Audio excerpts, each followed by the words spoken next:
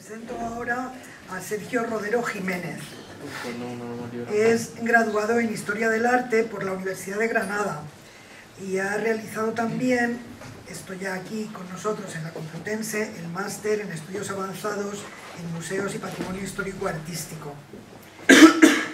Ha sido comisario de la exposición Museos para el Conocimiento, organizada por el Vicerrectorado de Cultura, y es investigador, se llama investigador predoctoral contratado del departamento. A mí me gusta lo de becario, lo siento, soy antigua, pero a mí me parece que no veo nada,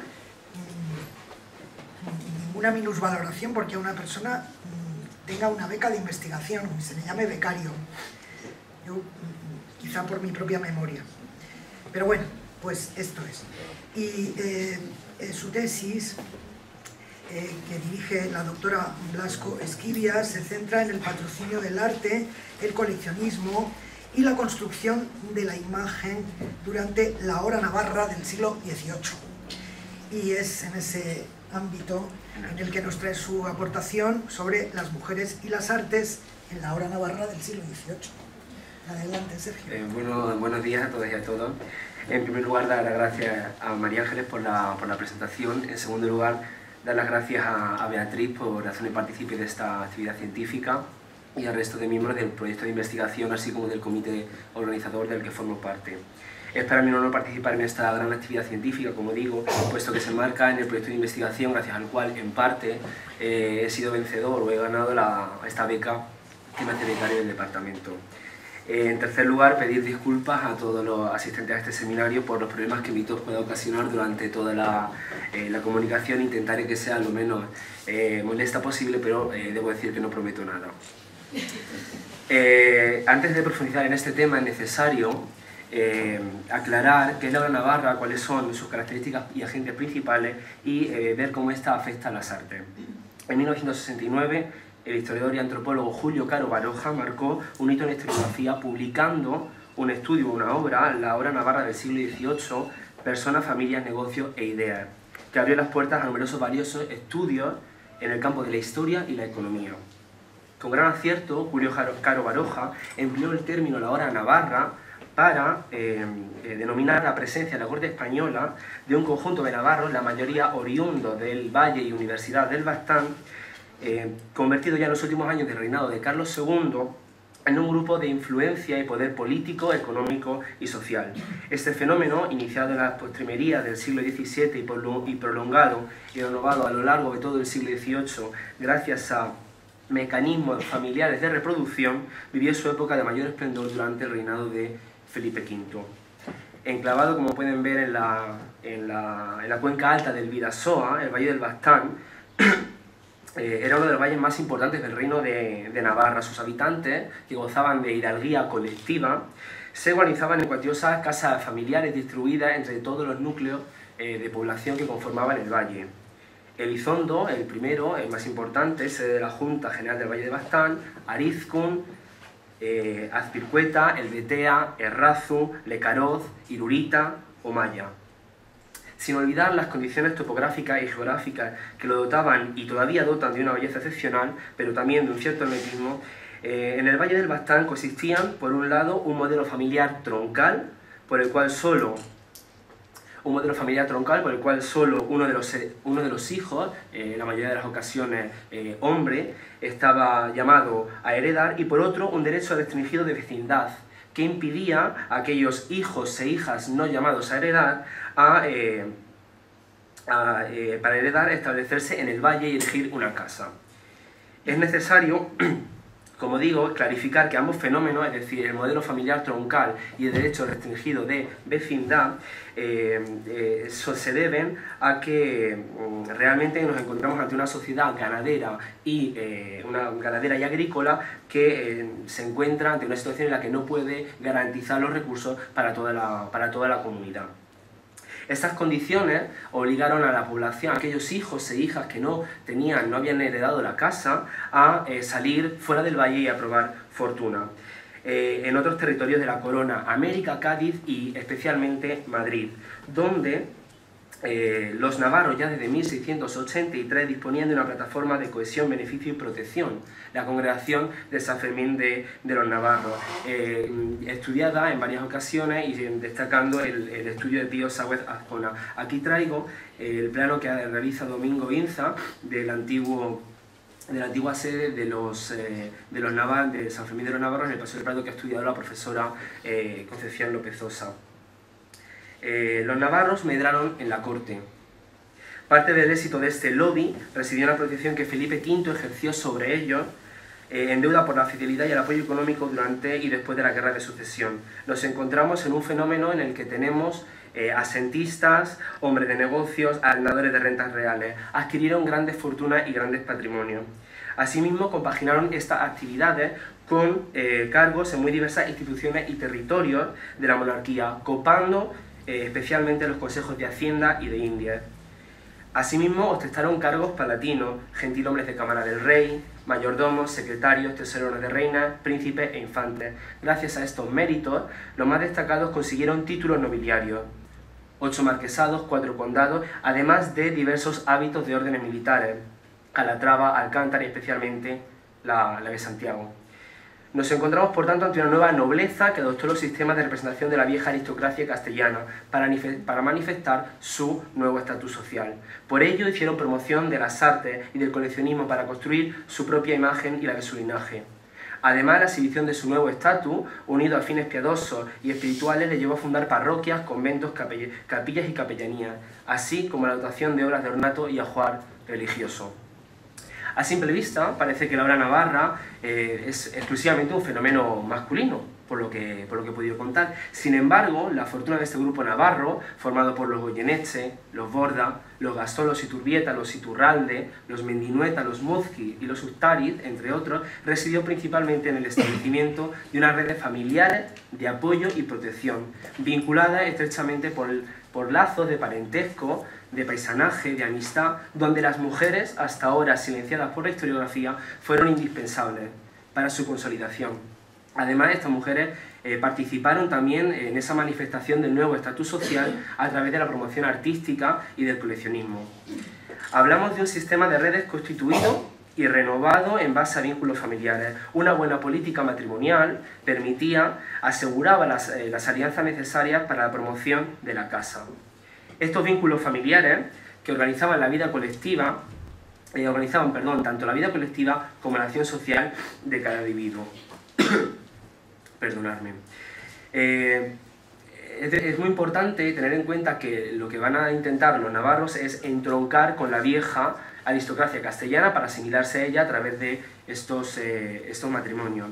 Por otra parte, es muy importante entender que este fenómeno de reproducción generacional fue frecuente que aquella persona que había medrado en la corte llamara a sus parientes que no habían sido elegidos para heredar la casa, y así, de esta forma, se privilegia constantemente la relación de tías y tíos con sobrinos y sobrinas. El profesor Imizcot Beunza definió este fenómeno como una cúspide estrecha y de base muy amplia. En esta cúspide se encuentra sin duda Juan de Goyeneche, en Madrid antes de 1670, con menos de 14 años, y cuya figura ha sido enérgicamente estudiada por la profesora Beatriz Blasco. Toda la familia Goyeneche, como el resto, estuvo preocupada por ascender no solamente mediante méritos y cargos, sino también a través de políticas matrimoniales de las cuales obtener el mayor beneficio posible. Ponemos ahora unos cuantos ejemplos de estas políticas matrimoniales, trayendo a colación algunos nombres de mujeres pocas veces enunciados y valorados y cuyas figuras merecen un estudio hasta el momento no realizado. María Francisca de Balanza, hija de un oficial segundo en la Secretaría de Millones, casó con Juan de Goyeneche. Según las capitulaciones matrimoniales copiadas para las pruebas del hábito de Santiago de su segundo hijo, aportó al matrimonio 8.000 ducados. El matrimonio de Juan de Goyeneche con María Francisca de Balanza tuvo 3 hijos, 2 hijos y una hija, que al tiempo recibirían los 3 mayorazgos que funda Juan de Goyeneche. El primero, Francisco Javier, primer marqués de Bezunce, casó con una dama castellana, María Micaela de Obando y Solí, mientras que el segundo, Francisco Miguel de Goyeneche, primer conde de Saceda, casó con una navarra, María Antonia de Indaburu. Su hija, Juana María de Goyeneche y Balanza, casó con Joaquín de Sobremonte, conde de Villafranca del Gaitán, conductor de embajadores en la corte y capitán del regimiento de caballería de Milán. Juan de Goyeneche atrajo a la corte a dos sobrinos, hijos de su hermano Andrés, que había sido el hermano elegido para heredar. Juan Tomás, el primero, casó con Josefa María Rodríguez de los Ríos, hija del marqués de Santiago, con el cual los Goyeneche tenían varios negocios sobre el asentamiento de provisiones para el ejército. Su matrimonio supuso un gran respaldo para el clan Goyeneche. Además, la dama castellana aportó para la dote 21 millones de maravedíes, además de una gran herencia heredada de su madre. Por otro lado, Juan Francisco de Goyeneche, primer marqués de Eugena, casó con Isabel María de la Cruz Aedo, otra castellana, hija de Manuel de la Cruz Aedo, caballero de la Orden de Santiago, Consejo y Cámara de su Majestad y también miembro del Supremo de Indias. Luisa María Romero de Gómez es una sevillana, hija de un caballero de la Orden de Santiago, de un señor que forma parte del Consejo de Estado y oidor de la Real Audiencia de Romero, José Antonio de Sevilla, José Antonio Romero. Esta dama, Luisa María Romero de Gómez, casó con Casimiro de Ustariz y Azuara, primer marqués de Ustariz, hijo de Jerónimo de Ustariz, economista y amigo de Juan de Goyeneche. El amigo y socio de Juan Batista de Iturralde y Gamio casó con otra castellana, Manuela Munarriz Aramburu. Era doña Manuela, vamos a pasar a hablar de esta dama, era doña Manuela, natural de Alcalá de Henares e integrante de una familia de mercaderes. Su padre, Benito Munarriz, era originario de Estella y su madre, María Aramburu, natural de Escariche, en cuyo convento fue educada. En la década de 1710, doña Manuela residía en la calle en Alcalá, junto a su marido, en la calle Mayor, en una casa acomodada que había heredado de sus padres. Allí, doña Manuela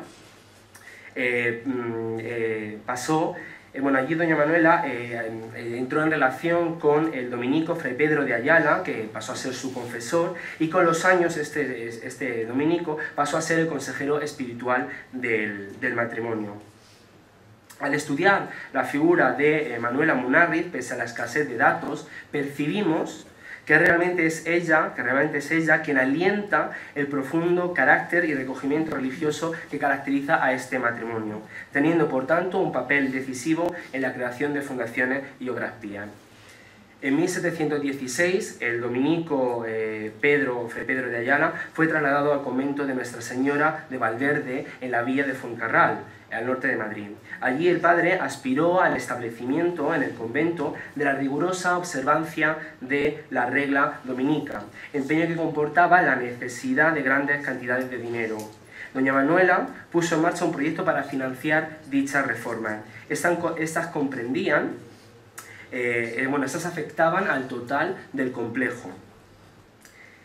Por un lado, la sacristía, que se hace nueva, la sala capitular, el camarino chavado de la Virgen, el coro, el sotocoro, la portada de la iglesia, la capilla de la guía, el claustro alto del convento y la magnífica portada barroca de acceso al atrio del santuario.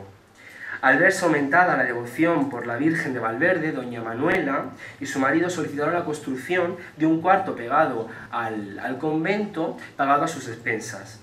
Los dominicos le concedieron la potestad para construir una casa-palacio, que sería esta sería la maqueta.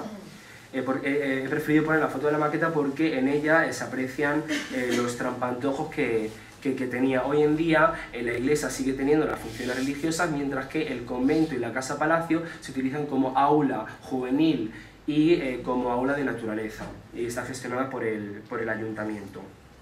Esta casa-palacio tenía acceso directo al templo, donde tenía un acceso al templo a través de una tribuna desde la cual los marqueses de Murillo podían contemplar la imagen de la Virgen en cualquier momento.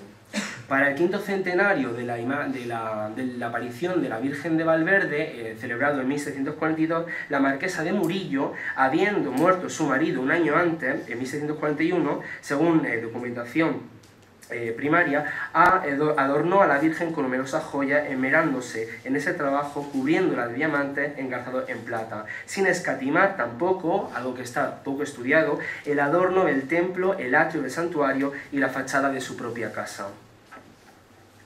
Volvemos ahora al retrato. Hasta el momento de todo este conjunto de nobles y damas ligadas a la obra navarra, tampoco valoradas por la historiografía, solamente se conoce el retrato de la marquesa de Murillo. Este que presento en la diapositiva es una copia realizada en 1941, ubicada en las Escuelas Pías de Madrid, en la calle Gaztambide. Los originales, tanto el de ella como el de su marido, se encuentran en el convento de Clarisas de Arizcún. El convento de Clarisas de Arizcún y el seminario de Juan Mantisa de Pamplona suponen las dos grandes fundaciones que el matrimonio realiza en su tierra natal, en la tierra natal del marqués, donde también repercute su nuevo estatus social y su fortuna. Estas dos fundaciones se realizan en 1731 y hasta el momento siempre se han ligado a la figura del marqués. Pero realmente existe documentación que, como digo, aún está por estudiar, en la que se refleja cómo la marquesa de Murillo mantiene una relación constante y activa con esas dos fundaciones, mandando pintura y enviando ajuar religioso. El retrato está atribuido a Antonio González Ruiz y está dentro de la línea del retrato cortesano de la época. La marquesa aparece con el libro de oraciones en una mano y en la otra señalando una estampa de Santo Domingo, expresando claramente su condición de devota al santo. Su rostro, como ha señalado García Gainza, le proporciona una apariencia un tanto adusta. Pese a la opulencia del vestido, existe cierta sobriedad en el uso de joyas, únicamente unos pendientes y un colgante en el cuello, sin anillo ni pulsera. En la década de 1730, los marqueses se trasladan de su palacio en Valverde a la calle de Alcalá, junto al palacio que Juan de Goyeneche había mandado construir a Churriguera, hoy en día sede de la Real Academia de San Fernando. En el codicilo de la marquesa, aún por estudiar, se nos informa de cómo esta vivienda combinó los elementos propios del nivel de la élite con un estilo de vida muy austero y centrado en la devoción religiosa.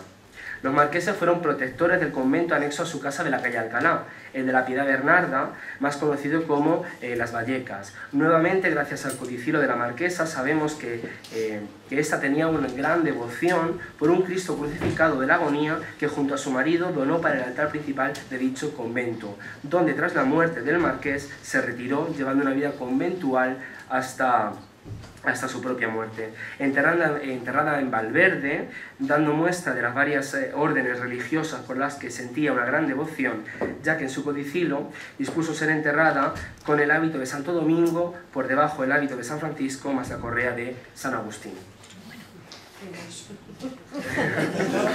Totalmente. Bien, paso ahora, no quería terminar esta ponencia sin dejar de hablar de otra mujer, Isabel María de la Cruz Aedo, casada con el primer marqués de Eugena, natural de Maracaibo, de los Reinos de Perú. Su padre era natural de Toledo y su madre natural de La Habana.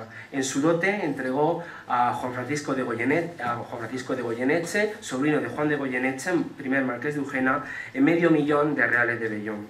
Julio Caro Baroja estudió muy por encima el inventario de bienes que a la muerte del marqués estaban constituidos.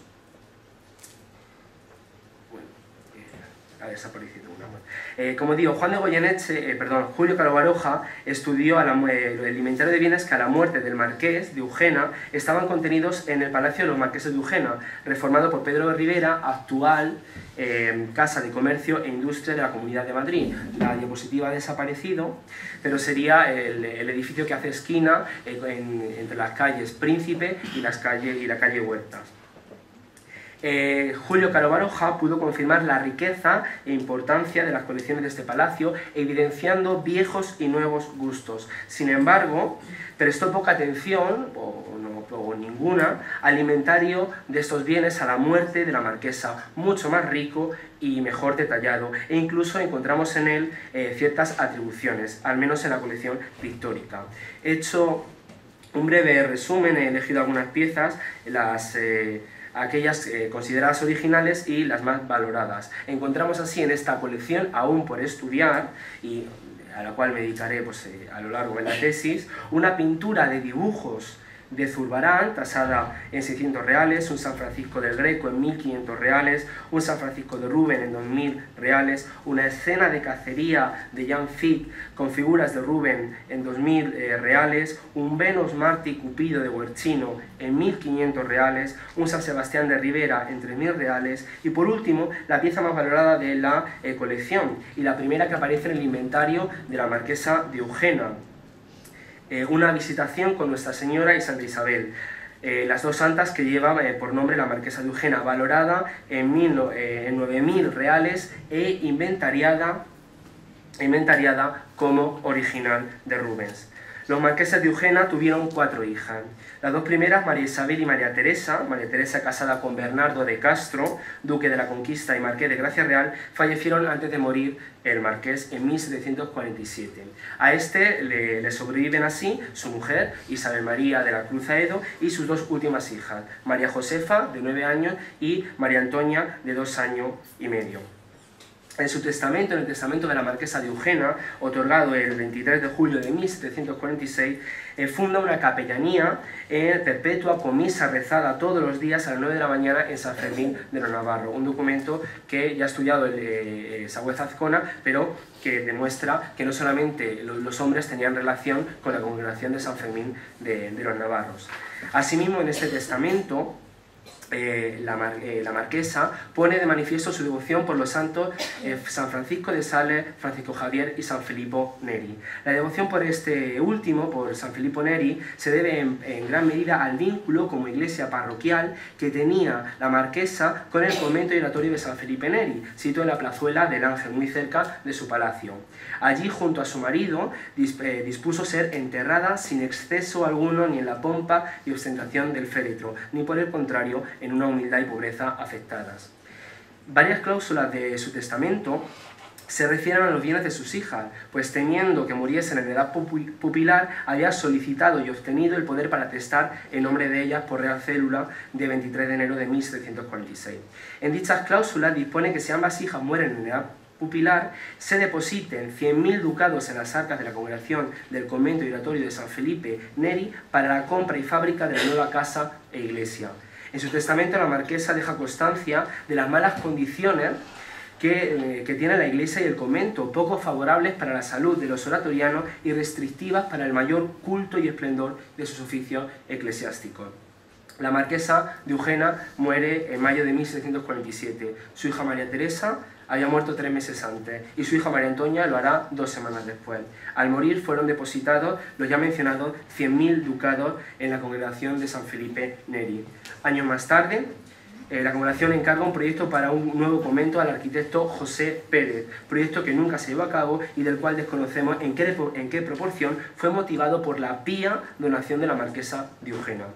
En definitiva, sin el estudio de este conjunto de mujeres no se puede entender la obra navarra ni en su especificidad ni en su totalidad, pues como se ha dicho, ostentan un papel de vital importancia en los engranajes familiares que sustentan el sistema.